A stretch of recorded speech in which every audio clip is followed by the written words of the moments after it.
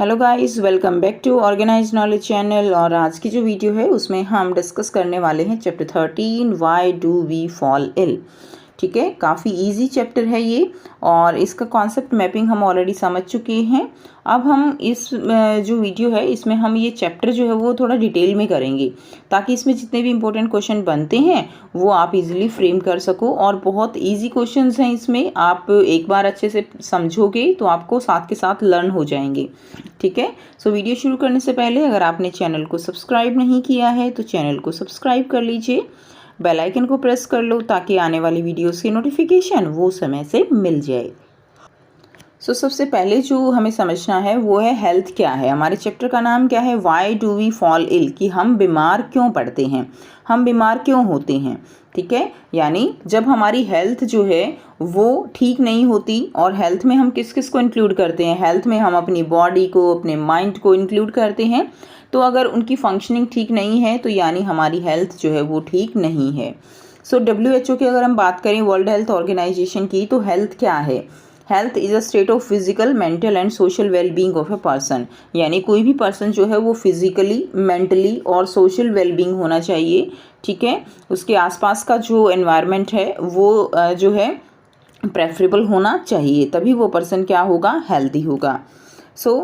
इस बारे में कि लोगों को जो है किस तरह से हेल्दी रहना चाहिए, कैसे वो डिजीज़ फ्री रहें, हम सेलिब्रेट करते हैं world health day on 7 April every year. अब अगर हम बात करें हेल्थ की तो देखिए यहाँ पे कुछ पॉइंट्स दिए गए हैं। हेल्थ जो है वो क्या है, state of being well enough to function well physically, mentally and socially. उसके बाद the disease infection can be prevented by lifestyle. तो जो डिजीज़ है, इन्फेक्शन है, उनको प्रिवेंट किया जा सकता है बाय एक्सरसाइज है, प्रॉपर स्लीप है, enough relaxation, modification, balance diet से। ठीक है, गुड पर्सनल हेल्थ से, हाइजीन, हम अपनी चारों तरफ सफाई रखें, क्लीन एंड हेल्दी सराउंडिंग हो, तो इससे हम डिजीज़ को जो है तो अपने से दूर रख सकते हैं। Treatment involves killing of microbes and pathogens. और अगर हम बीमार हो जाते हैं तो उसके जो पैथोजेंस हमारी बॉडी में हैं उनको हम किल करेंगे बाय द ट्रीटमेंट। हम मेडिसिन लेते हैं ना, तो उनको किल करने के लिए। अब बात करते हैं सिग्निफिकेंस ऑफ हेल्थ। ये इंपॉर्टेंट बनता है, यहाँ से आपको कई बार यहाँ से क्वेश्चन पूछा जाता है, what are the significance of health, यानी हेल्थ का क्या सिग्निफिकेंस है, क्यों ज़रूरी है हेल्थ। तो क्यों ज़रूरी है, ये हमारी वर्किंग एफिशिएंसी को इंक्रीज़ करती है। ठीक है, और हमारे जो हम एक्टिविटी करते हैं वो हमारी बहुत अच्छी होती हैं। सेकंड जो थिंग है ये जो है, it help to cope up with the social and mental pressure without much difficulty. तो देखिए, समाज में रहते हुए हमारे ऊपर कोई मेंटल प्रेशर होता है, सोशल प्रेशर होता है, घर में जो है हम काम करते हैं, तो वो जो प्रेशर एक होता है काम का, अगर हमारी हेल्थ अच्छी है तो उसके साथ हम अच्छे से कोप अप कर पाते हैं। It make our life joyful. The condition necessary for good health. तो अच्छी हेल्थ के लिए कौन सी कंडीशन जो है वो नेसेसरी हैं। फर्स्ट क्या रहेगा, good physical and social environment होना चाहिए, इकोनॉमिक कंडीशन अच्छी होनी चाहिए, क्योंकि इकोनॉमिक कंडीशन ठीक होती है तो हम अच्छा भोजन खा पाते हैं, अच्छी जगह रह पाते हैं। ठीक है, जिससे हमारी हेल्थ अच्छी रहती है। थर्ड है एक्टिव लाइफस्टाइल। हमारी लाइफस्टाइल जो है वो भी हमारा एक्टिव होना चाहिए। Good physical and social environment include clean surrounding, good sanitation, proper garbage disposal and clean drinking water. तो ये भी कंडीशन होनी चाहिए। और जो गुड इकोनॉमिक कंडीशन की हम बात करते हैं तो जॉब अपॉर्चुनिटी होनी चाहिए ताकि हम अच्छा जो है अर्निंग कर सकें और अच्छा खा सकें और एक हेल्दी लाइफ जी सकें। उसके बाद active lifestyle include regular exercise and health conscious attitude. तो जो हमने यहाँ पे 3 पॉइंट पढ़े कि ये कंडीशन नेसेसरी होनी चाहिए, उन कंडीशन जो है कैसे फुलफिल होंगी वो यहाँ पे इस तरह से दिया गया है। नेक्स्ट देखिए, personal and community issues both matter for health. तो बिल्कुल पर्सनल मैटर और कम्युनिटी इश्यूज मैटर करते हैं हेल्थ के लिए। कम्युनिटी हेल्थ क्या है, it refer maintain protection improvement of whole community on which an individual live. जहाँ पर हम रहते हैं वो हमारे आसपास का जो एनवायरनमेंट है, जो लोग हैं, जो वहाँ की हाइजीनिक कंडीशन है वो कैसी है, वो उससे जो है हमारी हेल्थ पर इफेक्ट होता है। सेकेंड थिंग है, personal and community health are supplementary to each other. तो पर्सनल यानी अपनी खुद की हाइजीन और कम्युनिटी हेल्थ जो है वो एक दूसरे के क्या है, सप्लीमेंट्री हैं। We protect our self by keeping our body clean. ठीक है, पर्सनल हेल्थ की अगर हम बात करें, for this we also require a good and healthy environment. तो देखिए अगर हमने अपनी जो है अच्छे से क्लीनिंग हाइजीनिंग हम अपने ऊपर ध्यान दे रहे हैं, लेकिन हमारे आसपास का जो कम्युनिटी है वो बहुत ही गंदा है, चारों तरफ कूड़ा पड़ा हुआ है, तो हम हेल्दी नहीं हो सकते। ठीक है, इसीलिए कम्युनिटी हेल्थ और पर्सनल हाइजीन दोनों जो है एक दूसरे के सप्लीमेंट्री हैं। We can have this only by the means of community health and development. So both and community health are interrelated. ठीक है, तो यहाँ से आपका क्वेश्चन बनता है कि how can you say that personal and community health are interrelated. तो इस तरह से आप यहाँ से पॉइंट्स लिख सकते हो। Now what is the difference between being healthy and disease free. Important question, being healthy और डिजीज फ्री, यहाँ से क्वेश्चन जो है बनता है कि इन दोनों में क्या डिफरेंस है। तो देखिए बीइंग हेल्दी का क्या मतलब है, अभी हमने ऊपर डेफिनेशन पढ़ी, हेल्दी होने के लिए मेंटली सोशली फिजिकली तीनों तरीके से जो है हमें क्या होना होगा, हमें ये एक स्टेट होगी जिसमें हमारी जो बॉडी है वो प्रॉपरली फंक्शन करती हो। डिजीज़ फ्री क्या होता है, it is a state of absence from disease, यानी हमें कोई भी बीमारी ना हो। सेकंड है it refer to the individual physical and social environment, and second इसमें रहेगा it refer only to the individual. The individual has good health energetic, the individual may have good health और पुअर हेल्थ। ठीक है, तो ये जो है difference आप यहाँ से लिख देंगे। नेक्स्ट देखिए disease and its causes. Disease क्या है और उसके कॉज क्या हैं। तो डिजीज़ क्या होगी, एक कंडीशन है जिसमें ठीक है जो हमारी बॉडी की नॉर्मल फंक्शनिंग को क्या कर देती है, डिस्टर्ब कर देते हैं, उसको हम डिजीज़ कहते हैं। कोई भी ऑर्गन प्रॉपर काम नहीं कर रहा है तो वो क्या है, वो डिजीज़ है। Now how does disease look like. Disease जो है वो कैसी दिखाई देगी, when a person is affected by a disease either the functioning or the appearance of one or more symptom of the body will change, यानी कोई ना कोई सिम्टम दिखाई देते हैं, जैसे फीवर आ जाता है, सिर दर्द होने लगता है, तो इस तरह से डिजीज़ जो है हम उसको पहचान पाते हैं। ठीक है, आगे हम टेस्ट करा पाते हैं। These changes give rise to symptoms and sign of disease. जो बॉडी के अंदर चेंज आते हैं वो जो है उनसे सिम्टम्स और कुछ डिजीज़ के साइन नज़र आने लगते हैं। On the basis of symptoms, the physician look for the sign of the particular disease and conduct test to confirm the disease. तो symptoms के बेस पे ही कि फीवर आ रहा है, क्या बीमारी है, उसके बेस पे ही हमें जो फिजिशियन है, जो डॉक्टर हैं, वो एक पर्टिकुलर डिजीज़ को देखते हुए हमें जो है मेडिसिन प्रोवाइड करते हैं और टेस्ट कराने के लिए बोलते हैं। Now sine it give more definite indications of the presence of a particular disease. It include laboratory test and ultrasound. तो टेस्ट कराए जाते हैं। सिम्टम्स में क्या होगा, सिम्टम्स डिजीज़ के रहेंगे, लाइक कोल्ड है, हेडेक है, लूज मोशन है, तो ये क्या होते हैं, ये सिम्टम्स होते हैं जो एक पर्टिकुलर किसी भी डिजीज़ में हमें दिखाई देते हैं। नाउ अब बात आती है कॉज ऑफ डिजीज़ की, डिजीज़ होती कैसी हैं। तो डिजीज़ के लिए पैथोजेंस हैं, लाइक वायरस से फैलती हैं, बैक्टीरिया से, फंजाई, प्रोटोजोन एंड वॉर्म्स। ठीक है, इनसे जो है डिजीज़ फैलती हैं। या अगर हमारी हेल्थ जो है वो अच्छी नहीं है, हम खाना अच्छे से नहीं खाते, अंडर नरिशमेंट है, हेरिडिटरी कोई डिजीज़ हो सकती है लाइक एड्स, जेनेटिक डिसऑर्डर हो सकता है, प्रॉपर ट्रीटमेंट इम्यूनाइजेशन, ठीक है, प्रॉपर जो है इम्यूनाइजेशन नहीं है बॉडी में, तो उससे भी क्या है डिजीज़ हो सकती है। एनवायरमेंटल पॉल्यूशन, तो एनवायरमेंटल फैक्टर भी इसके लिए रिस्पॉन्सिबल हैं। अब बात करते हैं टाइप्स ऑफ डिजीज़ की। यहाँ से आपके लिए काफ़ी इंपॉर्टेंट क्वेश्चन बनता है। एक क्वेश्चन आपका आता है acute disease and chronic disease में डिफरेंस, एक आता है इन्फेक्शियस डिजीज़ और नॉन इन्फेक्शियस डिजीज़ में डिफरेंस। ठीक है, तो इन दोनों क्वेश्चंस को आप यहाँ से बहुत अच्छे से कवर करोगे। एक्यूट डिजीज़ कौन सी हैं, acute disease which last for only very short period, जो बहुत कम समय के लिए होती हैं और हमारी बॉडी को जो है सडनली और क्विकली अफेक्ट करती हैं, उनको हम एक्यूट डिजीज़ कहते हैं, लेकिन वो बहुत जल्दी ठीक भी हो जाती हैं, जैसे कोल्ड है, कफ है, टाइफाइड है, एट्सेट्रा। अब बात करते हैं क्रॉनिक डिजीज़ की। तो क्रॉनिक डिजीज़ कौन सी डिजीज़ हैं, the disease which last for long time, जो कि लंबे समय तक रहती हैं, उसको हम क्रॉनिक डिजीज़ कहते हैं। Even as much as a lifetime, ठीक है, और यानी लंबे समय तक, ये पूरी लाइफ टाइम भी रह सकती हैं, उनको हम क्रॉनिक डिजीज़ कहेंगे, लाइक डायबिटीज़ है, ट्यूबरक्लोसिस, एलिफेंटियासिस है, एट्सेट्रा। ठीक है, उसके बाद नेक्स्ट है इन्फेक्शियस डिजीज़। नाम से ही पता चल रहा है, इन्फेक्शियस यानी फैलने वाली, यानी कम्युनिकेबल। सो विच जो डिजीज़ जो है माइक्रो ऑर्गेनिज्म से स्प्रेड हो जाती हैं, उनको हम इन्फेक्शियस डिजीज़ कहते हैं। And it is communicated from a disease person to healthy person. ठीक है, तो एजेंट के थ्रू, एजेंट कौन से हैं, लाइक वायरस है, बैक्टीरिया है, फंजाई है, प्रोटोजोन है, इनके थ्रू ये डिजीज़ फैल जाती हैं, जैसे कि कोरोना जो है, कोविड-19 ये जो डिजीज़ है ये भी एक इन्फेक्शियस डिजीज़ है, टीबी है।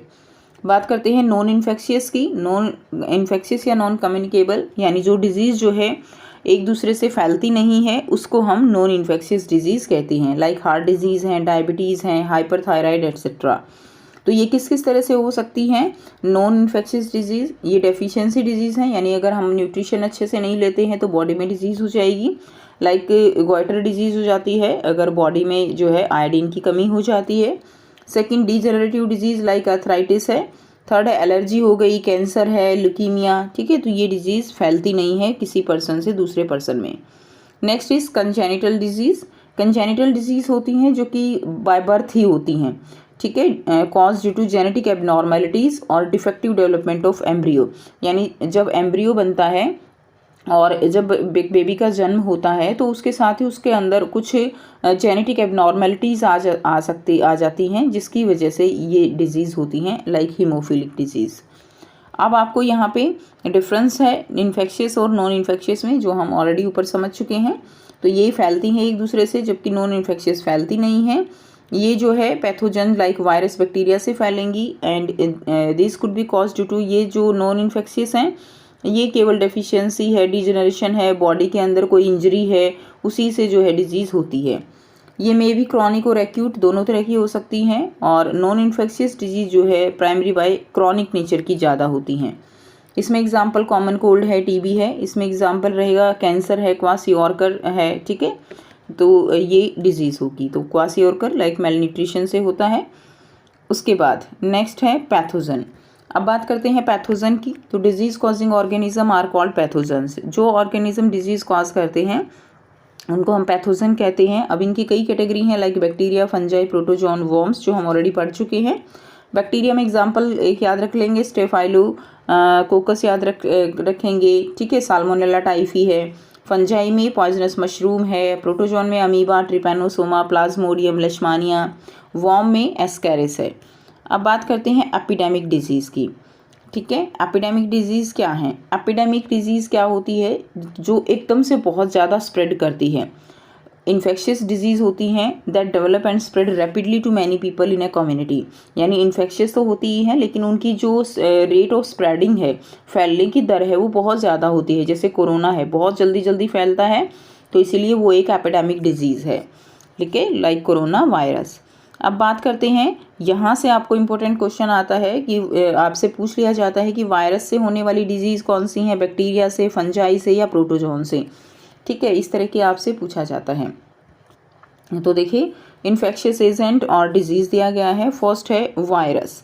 वायरस से होने वाली जो है लाइक वायरस में अगर हम बात करें, सार्स है, HIV जो है, एड्स है। तो इससे होने वाली डिजीज़ कौन सी हैं? Dengue, small pox, polio, flu, ठीक है, कॉमन कोल्ड है, इन्फ्लुएंजा। ये एग्जाम्पल हैं जो डिजीज़ जो है वायरस से फैलती हैं और ये वायरसेस के एग्जाम्पल दिए हुए हैं। क्लियर? जैसे एड्स जो किससे फैलता है? HIV वायरस से। सेकेंड है बैक्टीरिया। क्लियर? अब देखिए बैक्टीरिया में एग्जाम्पल हैं लाइक साल्मोनेला टाइफी है, स्टेफाइलोकोकस है। और इससे फैलने वाली डिजीज़ कौन सी हैं बैक्टीरिया से? कॉलरा है, pneumonia, typhoid, TB, tetanus, anthrax, food poisoning, syphilis etcetera. अब बात करते हैं फंजाई। तो पॉइजनस मशरूम है जैसे, तो स्किन इन्फेक्शन जो है वो फंजाई से होते हैं। रिंग वॉर्म जो जैसे दाद हो जाते हैं, एथलीट फूट है। Protozoa like amoeba, Trypanosoma, Plasmodium. अब जैसे मलेरिया फैलता है, कालाजार है, लेशमानिया जो है, अमियोबिक डिसेंट्री, स्लीपिंग सिकनेस फैलता है सीसी फ्लाई से। क्लियर? तो ये जो डिजीज़ है ये प्रोटोजोआ से फैलने वाली हैं। उसके बाद है worms, ascaris, intestinal worm infection. तो ये जो है हमारी जो इंटेस्टाइन है उसमें ग्रो कर जाती है जिससे इन्फेक्शन हो जाता है। एलिफेंटियासिस जो है वो भी वॉर्म से होती है। नेक्स्ट देखिए common method of transmission of disease, कि किस तरह से जो डिजीज़ हैं वो अफेक्टेड पर्सन से हेल्दी पर्सन में फैलती हैं। तो आप यहाँ पे डायग्राम से भी समझ सकते हो, ठीक है, कि जैसे डॉग से एक वेक्टर के थ्रू फैल सकती हैं, ये इन्फेक्टेड पर्सन है और ये हेल्दी पर्सन है। तो मॉस्किटो या इंसेक्ट एक वेक्टर के थ्रू है, फूड के थ्रू फैल सकती है, डायरेक्ट कॉन्टैक्ट के थ्रू हो सकता है, बाय एयर के थ्रू, ठीक है, डायरेक्ट कॉन्टैक्ट के थ्रू ये एक इन्फेक्टेड पर्सन से हेल्दी पर्सन में फैल सकती हैं। सबसे पहले जो दिया गया है how the infectious disease spread from an infected person to a healthy person through air, food vector, physical contact, sexual contact. तो फर्स्ट है थ्रू एयर, एयर के थ्रू फैलेंगी। बाय स्नीजिंग और coughing the microbes spread into air and enter into the body of a healthy person. तो air के through फैल सकती हैं, वाटर के थ्रू फैल सकती हैं, लाइक कॉलरा है जो वाटर से फैलती है। वेक्टर के थ्रू फैल सकती हैं, like dog, cat, monkey, mosquito. तो किसी भी जो इन्फेक्टेड ऑर्गेनिज्म है, क्लियर, उनसे ये फैल सकती हैं हेल्दी पर्सन में। अगर वो उनको काट लेते हैं, उनके अंदर कोई डिजीज़ है और वो उनको काट लेंगे, जैसे मच्छर है, मलेरिया फैलाता है, डेंगू है, येलो फीवर है। नेक्स्ट है थ्रू सेक्सुअल कॉन्टैक्ट। तो सिफिलिस, एड्स, ये जो है सेक्सुअल ट्रांसमिटेड डिजीज़ हैं जो सेक्सुअल कॉन्टैक्ट से फैलती हैं। उसके अलावा एड्स जो है वायरस, इट कैन ऑल्सो, जो HIV वायरस होता है, ये ब्लड ट्रांसफ्यूज़न, यानी किसी को अगर जो है इन्फेक्टेड ब्लड जो है वो उसको दे दिया जाता है, तो उसको जो है क्या हो जाएगा, एड्स हो जाएगा। और अगर मदर को एड्स है तो उसके बच्चे में जो है उसको भी क्या होगा, ब्रेस्ट फीडिंग से ड्यूरिंग प्रेगनेंसी, तो उसको भी एड्स होगा। थ्रू फिजिकल कॉन्टैक्ट, तो जो है ये डिजीज़ स्प्रेड होती हैं जब हम किसी के जो क्लॉथ्स हैं, जो इन्फेक्टेड पर्सन है उसके क्लॉथ्स को यूज़ करते हैं, तो ये डिजीज़ होती है, लाइक फंगल इन्फेक्शन हो जाता है, ठीक है। उसके बाद नेक्स्ट देखिए एड्स के बारे में पढ़ेंगे। सबसे पहले है एड्स की फुल फॉर्म क्या है, एक्वायर्ड इम्यूनो डेफिशिएंसी सिंड्रोम। ये एड्स की फुल फॉर्म रहेगी। इसके कॉजेज़ क्या हैं, कॉजेज़ यानी इसको फैलाने के लिए कौन सा वायरस रिस्पॉन्सिबल है, that is HIV, human immunodeficiency virus, ये रिस्पॉन्सिबल है इसको फैलाने के लिए। अब method of transmission of AIDS क्या रहेंगे, सेक्सुअल कॉन्टैक्ट से फैलता है, ब्लड ट्रांसफ्यूजन से, इन्फेक्टेड निडल या ब्लेड से, और इन्फेक्टेड मदर से उसके फीटस में ये ट्रांसफ़र हो जाता है। इसको प्रिवेंट करने के जो है उपाय कौन से हैं, अवॉइड ट्रांसफ्यूजन, जो है इन्फेक्टेड ब्लड अगर है तो उसको ट्रांसफ्यूज़ नहीं करना है, ठीक है। तो उससे पहले हमें टेस्ट करना पड़ेगा HIV नेगेटिव या पॉजिटिव का। ऑलवेज डिस्पोजेबल नीड्स और सिरिंज यूज़ करनी चाहिए। सेक्सुअल कॉन्टैक्ट जो है अननोन पर्सन के साथ ना करें। And avoid some razor used in the saloon, ठीक है। जो है सेम रेजर जो पहले किसी ने यूज़ किया है सैलून में, उसको यूज़ ना करें, ठीक है। नेक्स्ट देखिए organ specific and tissue specific manifestations. तो ऑर्गन स्पेसिफिक और टिश्यू स्पेसिफिक जो है मैनिफेस्टेशन कैसे होगा, जो डिजीज़ कॉजिंग माइक्रोब्स हैं वो बॉडी में एंटर करते हैं डिफरेंट मीन्स से, और डिफरेंट ऑर्गन्स और टिश्यूज़ को वो इन्फेक्ट करते हैं, ठीक है। जैसे कि अगर माइक्रोब्स जो हैं वो थ्रू नोज़ के एंटर करते हैं, क्लियर, तो वो कहाँ जाएंगे, वो लंग्स में एंटर करेंगे। जैसे कि ट्यूबरक्लोसिस ऑफ लंग्स, बैक्टीरिया जो है, जो ट्यूबरक्लोसिस जो है TB कॉज करता है लंग्स में। Microbes which enter through mouth, जो माइक्रोब्स माउथ के थ्रू एंटर करते हैं वो कहाँ जाएंगे, वो स्टे इन द गट, ठीक है।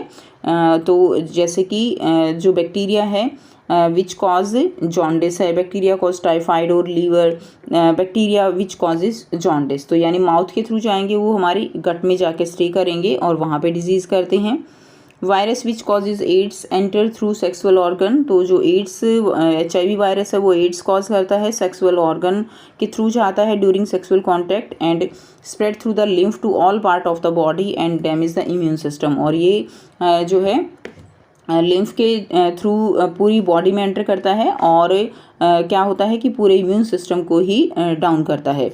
Virus which cause Japanese encephalitis, ठीक है, ब्रेन फीवर जिसको हम बोलते हैं, वो हमारी बॉडी में एंटर करता है through mosquito bite and goes the infect the brain, इसीलिए इसको बोला जाता है ब्रेन फीवर, जो कि हमारे ब्रेन को इन्फेक्ट करता है, क्लियर। उसके बाद देखिए प्रिंसिपल ऑफ ट्रीटमेंट। अब बात करते हैं डिजीज़ के बारे में, हम पढ़ चुके हैं कैसे फैलती है, डिजीज़ होती क्या है। अब उसका ट्रीटमेंट के बारे में बात करेंगे। तो ट्रीटमेंट जो है यहाँ पे देखिए, the treatment of infectious disease consist of 2 step.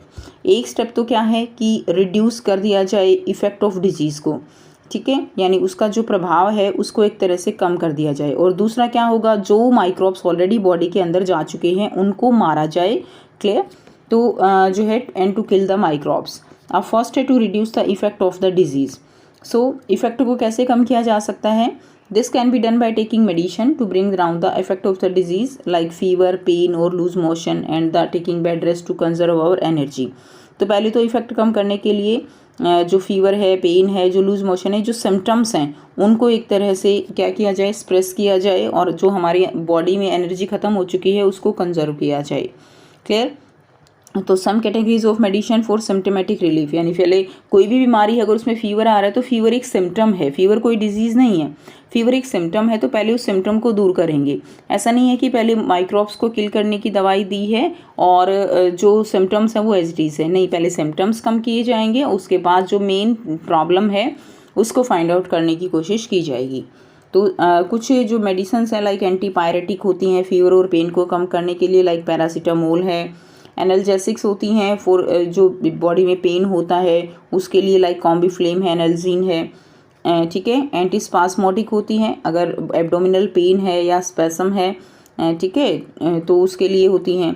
उसके अलावा एंटी एमेटिक हैं for vomiting and nausea, like जो है डोमपेरिडोम है, डॉन है, ठीक है, एवोमाइन है। एंटी इन्फ्लेमेटरी है for help to reduce inflammation, जो एक तरह से सूजन आ जाती है उसको कम करने के लिए कॉम्बीफ्लेम है। एंटी एलर्जिक, अगर बॉडी में एलर्जी है, ईचिंग हो रही है, अदर एलर्जिक प्रॉब्लम है तो एविलिया सिट्रीजिन जो है वो ली जाती है। क्लियर। अब बात करते हैं to kill the microbes, microbes को किल जो है करेंगे। इसके लिए सूटेबल एंटीबायोटिक और ड्रग्स ली जाती हैं जो कि जो माइक्रोब्स है उसको किल कर देता है और डिजीज़ को ठीक कर देता है। Now to cure disease specific medicine are use to kill that microbes, some medicine are, तो स्पेसिफिक मेडिसिन डिजीजेज जो है उनको यूज़ किया जाता है माइक्रोब्स को मारने के लिए। उसमें कुछ जो है दवाइयाँ होती हैं लाइक एंटीबैक्टीरियल, एंटीबायोटिक हैं। तो ये जो ड्रग्स ली जाती हैं ये बॉडी में अगर बैक्टीरिया है उसकी ग्रोथ को कम करने के लिए, रोकने के लिए ली जाती हैं एंटीबैक्टीरियल या antibiotic. And these drugs are very specific means, ठीक है। और ये जो एंटीबायोटिक होती हैं ये केवल बैक्टीरियल इन्फेक्शन के अगेंस्ट ही काम करती हैं, लाइक पेंसिलिन है, टेट्रासाइक्लिन है, एट्सेट्रा। 2 एग्जाम्पल आप याद रखोगे। एंटीबायोटिक क्या करती हैं? Antibiotic act as blocking some biochemical pathway that are important for bacterial growth, तो बैक्टीरिया जो ग्रोथ करता है उसके लिए एक बायोकेमिकल पाथवे होता है जिसको ये जो एंटीबायोटिक दवाइयाँ हैं ये उस पाथवे को रोक देती हैं। क्लियर।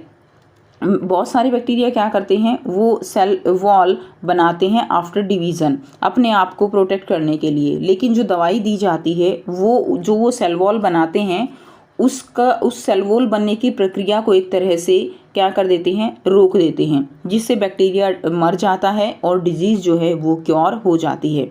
यानी सिंपल सा यहाँ पे फंडा क्या है कि जो एंटीबायोटिक दी जाती है वो बैक्टीरिया जो अपनी सेल वॉल बनाता है उसको बनाने से रोक देता है, जिससे कि बैक्टीरिया डेड हो जाता है, मर जाता है। As these biochemical pathway are different for different microbes, अब ये बायोकेमिकल पाथवे जो है ये डिफरेंट होते हैं हर एक अलग अलग बैक्टीरिया के लिए, इसीलिए ऐसा नहीं है कि एक एंटीबायोटिक जो है वो सारे बैक्टीरिया के अगेंस्ट काम करेगी। Clear. So these medicine only work against a particular category of microbes, तो एक पर्टिकुलर कैटेगरी के अगेंस्ट ही काम करती हैं। अब देखिए एंटीवायरल मेडिसिन है तो जो वायरल इन्फेक्शन होते हैं उनके अगेंस्ट एंटीवायरल मेडिसिन दी जाती हैं। एंटी फंगल मेडिसिन जो फंगल इन्फेक्शन है उनके अगेंस्ट दी जाती है। एंटी प्रोटोजोअल जो प्रोटोजोआ से इन्फेक्शन होते हैं लाइक मलेरिया है। एंटी हेलमिंथिक मेडिसिन, तो ये जो मेडिसिन है ये जो है can use to treat infection as caused by parasitic worms, उनके अगेंस्ट जो है ये एंटी हेलमिंथिक मेडिसिन दी जाती हैं। नाउ प्रिंसिपल ऑफ प्रिवेंशन, आप देखिए we all know that prevention is better than cure, कि बीमारी हो उस जो है होने के बाद दवाई लें उससे बेटर है कि उसको होने ना दें। ठीक है, तो अब इसके लिए क्या जो है यहाँ पे प्रिंसिपल है। So there are 2 ways of prevention of infectious disease, these are general ways and specific ways. तो इसके लिए भी 2 तरीके हैं जो है इन्फेक्शियस डिजीज़ को प्रिवेंट करने के, एक तो इसमें फिर एक जनरल वेज है और एक स्पेसिफिक वेज है। ठीक है, जनरल वेज में क्या होगा कि हम प्रॉपर डाइट लें, बैलेंस डाइट लें, अपनी हेल्थ का ध्यान रखें, प्रॉपर एंड सफिशिएंट फूड लें, एक तो ये तरीका है जनरल वेज। ठीक है, एयरबोर्न डिजीज़ को हम कैसे प्रिवेंट कर सकते हैं, जो है क्राउड ना खड़े होकर, जैसे हमने कोरोना में 2 गज की दूरी का पालन किया। क्लियर। तो वाटर बोर्न डिजीज़ कैसे हम दूर अपने आप को बचा सकते हैं, साफ़ पानी पी के। तो इस तरह से ये होते हैं जनरल वेज ऑफ प्रिवेंशन। अब बात करते हैं हम स्पेसिफिक वेज ऑफ प्रिवेंशन की। स्पेसिफिक वेज ऑफ प्रिवेंशन क्या है, इसमें स्पेसिफिक मेजर्स हैं which are use to fight them, जो कि डिजीज़ से लड़ते हैं, and it is done by immunisation. इसमें क्या होता है, इसमें इम्यूनाइजेशन होता है। This is the process of introducing a weaken pathogen inside the body of the host to fool his immune system to produce antibodies against the particular disease. देखिए अभी जो है इसमें क्या होता है कि कुछ ऐसे जो बैक्टीरिया हैं वो बॉडी में डाल दिए जाते हैं, इनएक्टिव बैक्टीरिया, जिससे कि बॉडी जो है वो उन बैक्टीरिया को क्या हो जाता है, एक तरह से डिजीज़ होने से पहले ही पहचानती है और उनके अगेंस्ट इम्यून सिस्टम को स्ट्रॉन्ग करती है, एंटीबॉडीज़ बॉडी में तैयार हो जाती हैं। जैसे अभी कोरोना की जो वैक्सीन है वो लग रही है, अब इसमें इम्यूनाइजेशन किया जा रहा है ताकि डिजीज़ होने से पहले ही जो बॉडी है वो उसके लिए तैयार हो जाए, इम्यून सिस्टम इतना स्ट्रॉन्ग हो जाए कि बॉडी जो है वो पहले से ही रेडी रहे। ठीक है, तो ये प्रोसेस होता है स्पेसिफिक वेज ऑफ प्रिवेंशन का। So not only does our immune system fight the disease but also keep a memory of by incident by keeping those antibodies in blood. तो ब्लड भी उस डिजीज़ के against antibody बन जाती हैं, और कभी डिजीज़ होती है तो वो जो एंटीबॉडीज़ हैं वो उस बीमारी से जो है क्या है, एक तरह से फाइट करती हैं अगर आगे कभी बीमारी होती है। क्लियर, तो ये जो है क्या होता है, specific ways of prevention. Next is the vaccination. Vaccination सभी बच्चे जानते हैं, वैक्सीनेशन जो है is administration of a vaccine to help the immune system develop protection from a disease. Vaccine contain a microorganism in a weakened और killed in non infective state. तो जैसे जो बच्चों को टीके लगते हैं वो वैक्सीनेशन है, इम्यून सिस्टम को स्ट्रॉन्ग करने के लिए लगते हैं। MMR का टीका लगता है, अभी ये वैक्सीन के टीके जो है ये लग रहे हैं, BCG के हैं, बहुत सारी बीमारियां, टाइफाइड के हैं, तो उनके अगेंस्ट जो टीके लगाए जाते हैं दैट इज़ वैक्सीनेशन। बीमारी होने से पहले ही बॉडी के अंदर एंटीबॉडीज़ तैयार करना वैक्सीनेशन कहलाता है। उसके बाद है vaccine against, vaccine available against are. तो कौन कौन सी जो है उनके अगेंस्ट जो वैक्सीन है वो अवेलेबल हैं। टेटनस का है, डिप्थेरिया है, वूपिंग कफ है, मिजल्स है, पोलियो, BCG की फुल फॉर्म क्या है, bacillus Calmette Guerin, used against protection of TB। ठीक है, स्मॉल पॉक्स वैक्सीन है, was invented by 1796 by Edward Jenner. तो स्मॉल पॉक्स वैक्सीन वो इन्वेंट हुई थी 1796 में, बाय एडवर्ड जेनर ने इसको किया था। तो ये भी आपको ज़रूर रखना है, आपसे पूछ लिया जाता है कि ऐसी जो है 2 डिजीज़ के नाम बताइए जिनके अगेंस्ट वैक्सीन की जाती है या बच्चों को जो है वैक्सीन होती है। तो ये जो है इम्पोर्टेंट क्वेश्चन यहाँ से बनता है। नेक्स्ट है ए फ्यू डिजीज़। अब कुछ जो है इम्पोर्टेंट डिजीज़ यहाँ पर दी गई हैं। तो डिजीज़ है मलेरिया, किससे फैलता है, प्रोटोजोआ से। इसके लिए वेक्टर कौन है, फीमेल एनाफिलीज मॉस्किटो। तो ये भी क्वेश्चन आपके लिए इम्पोर्टेंट रहेगा। ठीक है, कि जो है मलेरिया फैलाने के लिए कौन सा वेक्टर है। सिम्टम्स रहेंगे रिकरेंट फीवर, चिल्स। उसके बाद है टाइफाइड, टाइफाइड पैथोजन रहेगा, बैक्टीरिया साल्मोनेला और कॉकरोचेस इसके वेक्टर हैं। High fever and intestinal infection इसका सिम्टम रहेगा। नेक्स्ट है एड्स, एड्स किससे फैलता है, एड्स वायरस से फैलता है, HIV वायरस। ठीक है, और ये रहेगा not a disease in itself, it affect our lymph gland thereby decreasing our immunity. तो जो एड्स है वो डिजीज़ नहीं है, वो बॉडी की इम्यून सिस्टम को कम करता है। क्लियर, तो एक तरह का ये क्या है, सिंड्रोम है। Next is dengue, dengue virus जो है किससे फैलता है, वायरस से फैलता है डेंगू, और फीमेल एडीज जो है एजिप्टी। ठीक है, ये हो जाएगा एजिप्टी, और हेडेक और फीवर जो है क्या रहेगा, इसके सिम्टम रहेंगे। क्लियर, तो ये जो है फीमेल एडीज भी लिख दोगे तो भी कोई दिक्कत नहीं है, ये आप याद कर लोगे। नंबर 5 है वॉर्म्स, वॉर्म्स इन इंटेस्टाइन, स्टमक एक रहेगा, जो कि स्टमक में पेन रहता है। कालाजार किससे फैलता है, प्रोटोजोआ से फैलता है, लेशमानिया से। ब्रेन फीवर, उसके बाद है राउंड वॉर्म, एस्केरिस जो है इंटेस्टाइन में है, स्टमक एक रहता है। SARS bacteria, swine flu virus है, पिग प्लस ह्यूमन। ठीक है, फीवर हो जाता है। And bird flu, bird flu भी वायरस से होगा, बर्ड्स जो है एंड फीवर होता है। अबोला, एबोला वायरस बैट से एंड फीवर जो है इससे होता है। क्लियर, तो ये कुछ डिजीज़ हैं और उनके जो वेक्टर्स हैं वो दिए गए हैं कि वो जो है कैसे फैलती हैं, तो इनको आपको लर्न करना होगा। क्लियर, इसमें अगर हम इम्पोर्टेंट की बात करें तो आपको एक ये मलेरिया के बारे में पता होना चाहिए, एड्स के बारे में, डेंगू के बारे में, उसके अलावा यहाँ पे टाइफाइड के बारे में, ये इम्पोर्टेंट है आपके लिए। उसके अलावा बच्चों कालाजार है, ठीक है, प्रोटोजोआ लेशमानिया से फैलता है। तो ये जो है इसमें यहाँ पे कुछ इम्पोर्टेंट बनते हैं। तो ये था आपका chapter 13, how do we fall ill, ठीक है, and why do we fall ill. तो ये था आपका chapter 13, why do we fall ill, जो आपको अच्छे से समझ के और इसको आपको जो है सारे क्वेश्चंस इसके अपने आप से अब आपको फ्रेम करके देखने हैं, ठीक है। काफ़ी क्वेश्चन इसमें इंपॉर्टेंट बनते हैं और बहुत इजी हैं, जो आपको एक बार पढ़ते ही लर्न हो जाएंगे। सो ये था आपका chapter 13, why do we fall ill, ठीक है। उम्मीद करती हूँ सभी बच्चों को ये चैप्टर क्लियर है। फिर भी कोई डाउट है तो आप पूछ सकते हो। वीडियो अच्छी लगे तो वीडियो को ज़रूर से लाइक कीजिए, शेयर कीजिए और अपने फ्रेंड्स के साथ भी इसको जो है शेयर करिए, ठीक है। अगर वीडियो ये था आपका chapter 13 students, why do we fall ill. I hope सभी को सारा चैप्टर जो है कंप्लीट चैप्टर वो अच्छे से। ये था आपका चैप्टर 13 स्टूडेंट्स। आई होप कि आपको कंप्लीट चैप्टर क्लियर है। फिर भी अगर कोई डाउट है तो आप पूछ सकते हो। अगर आपको वीडियो अच्छी लगी तो वीडियो को ज़रूर से लाइक करिए, शेयर करिए और चैनल को सब्सक्राइब करिए। Thanks for watching. मिलते हैं नेक्स्ट वीडियो में नेक्स्ट चैप्टर के साथ। Take care, bye bye, have a nice day.